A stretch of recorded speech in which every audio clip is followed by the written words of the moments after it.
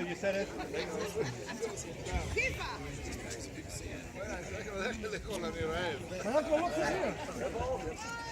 Okay, everybody, come on in a little closer, please. So, in a moment, we're going to count the Omer. But before we do that, I want to say just a few things. We're going to count the Omer, and then Rabbi Anderson's going to share a few thoughts as well. All right? So, but I want to encourage people to come a little closer in.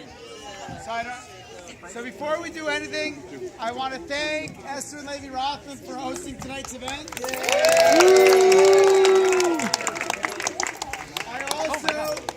I also want to thank Eitan and Renee for going through a tremendous amount of effort in order to gather things together, get the pit, get the food.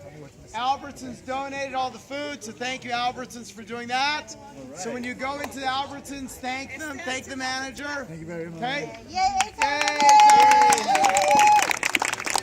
I also want to thank the Chicago Brewery. There we go. They donated the keg of beer, so please, when you go in there, thank them as well.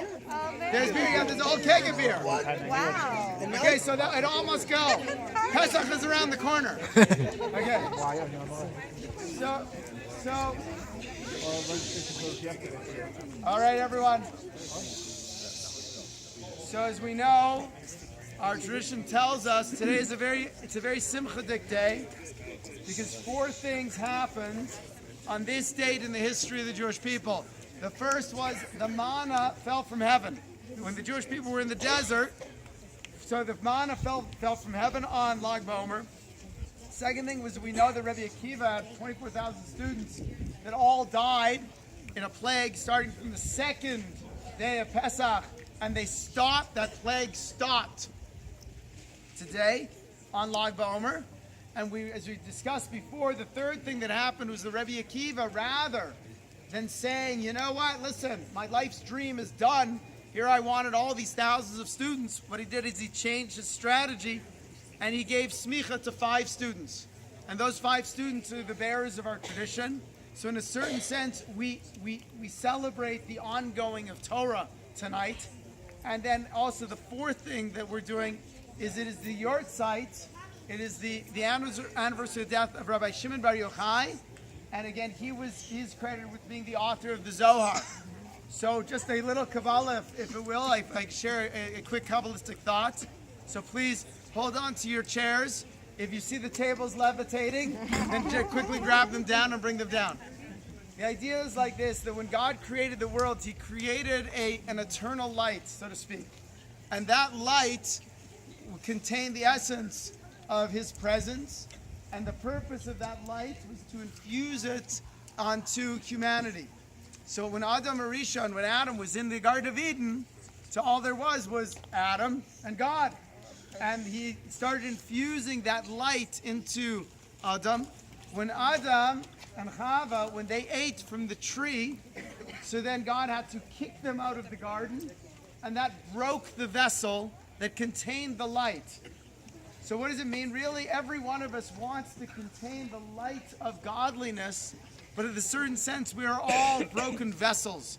So think of it in these terms. Have you ever gone to the fridge? Have you ever been really hungry, but you don't know what you want to eat? So you go to the fridge, and you open up the fridge, and it's filled.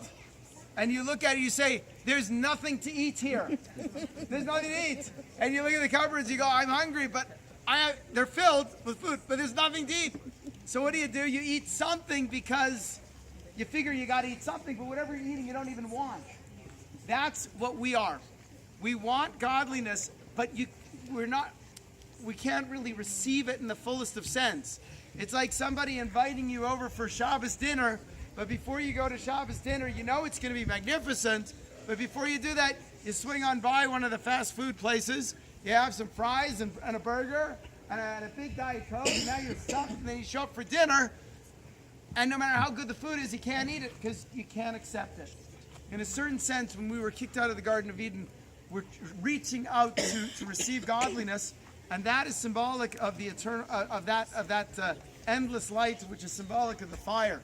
So we look at the fire tonight, we're to remind ourselves of the goal of bringing the light of godliness into our lives. And by doing so, we know that the pathway to that is through the learning of Torah and through doing the mitzvahs.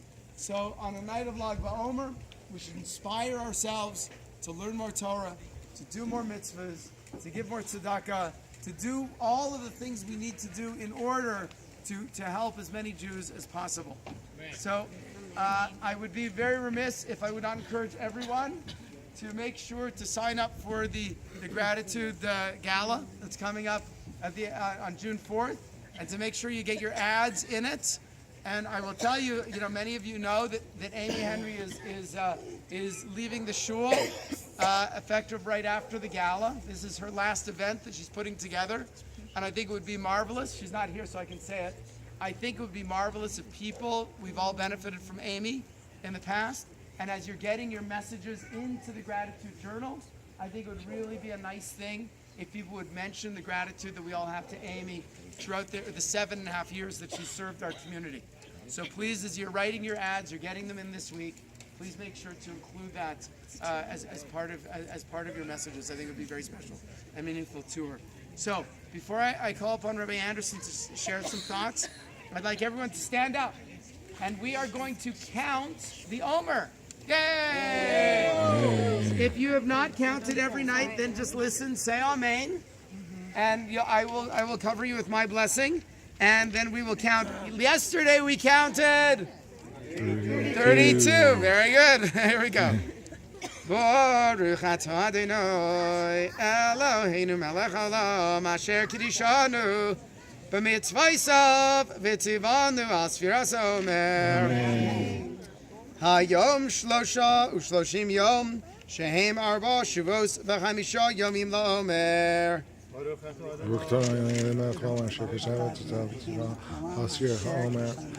33rd day of the Omer, which is 4 weeks, 5 days of the Omer.